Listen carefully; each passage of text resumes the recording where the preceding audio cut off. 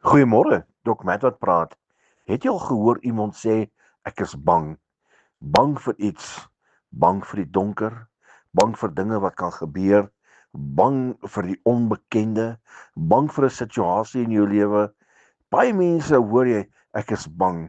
En nou daai woordjie bang is eintlik 'n baie groot woord. Alhoewel dit nou klein is in spelling, beteken dit soveel.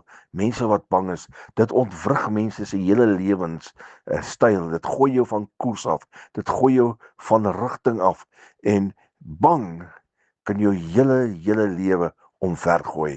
Nou is dit baie duidelik in die woord van God wat hy sê, hy het nie vir ons 'n gees van vreesagtigheid gegee nie. Met ander woorde, moenie bang wees nie. Moenie bang wees vir dit wat kan gebeur nie.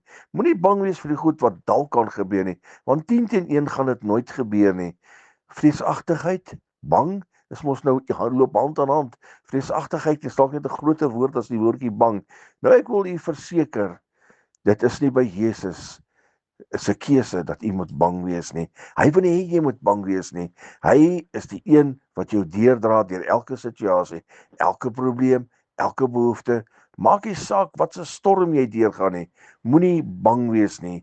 God het nie vir ons 'n gees gegee van vreesagtigheid nie. So ander woorde, moenie vrees nie. Moenie bang wees nie. Gee jou situasie vir die koning van konings en ek kan u verseker, hy sal die deurdra.